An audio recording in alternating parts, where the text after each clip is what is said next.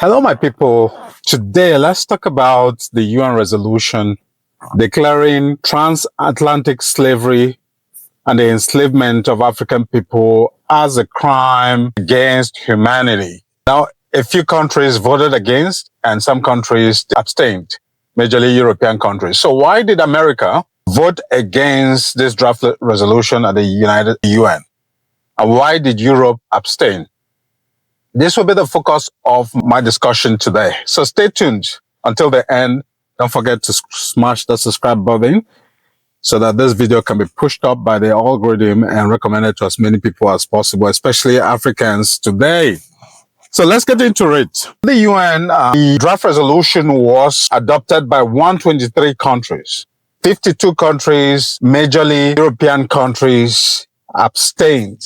3 countries, one of which is the United States, voted against. Why did they vote against this draft resolution? These are people who always claim the moral high ground. They always claim that they are for human rights. But the moment for them to show the world that they really care about human rights came, and they cowered and they reneged. So why will they continually claim the moral high ground when it comes to human rights, but refuse to vote against draft resolution at the United Nations?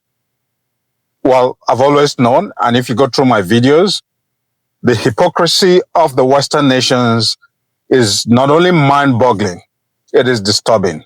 Now, they think it's about reparations. It is not about financial reparations. So there's no amount of money that you can pay to Africans to remedy the impact of what slavery did to them. Slavery destroyed families and communities, separated families and communities. Up till this day, many families and communities in Africa, and especially in West Africa, still bear the brunt of the impact of slavery. A lot of cultural artifacts were stolen. People's histories and lineage were completely erased. Civilizations were distorted and destroyed. That's the impact of what the slavery did. And up till today, a lot of communities in the hemispheres where they were taken to, majorly in Brazil, in the United States, still suffer from that impact.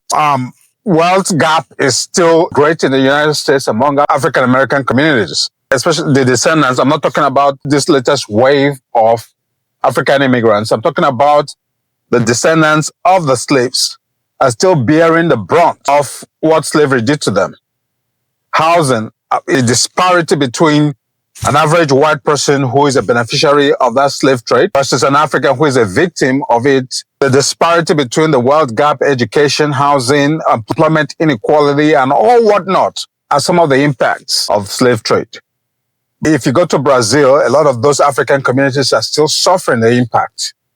Wealth disparity, huge gaps in education, huge gaps in housing outcomes and other social outcomes in those countries. So for those who argue that, hey, you get over it, no, you can't get over it. The impact is still real up till today.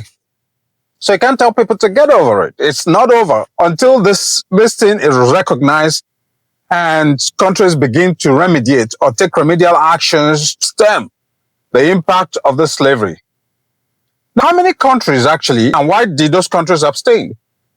How many countries in Europe? What are the countries that participated greatly in this slave trade thing?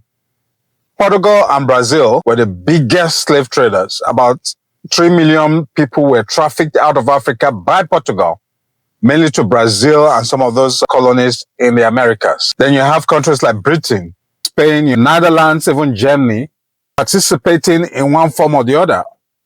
So that's why they abstained. They didn't have the courage to admit to the nonsense that their ancestors did to Africans. Yet they have the courage and the effrontery to always want to lecture people about human rights.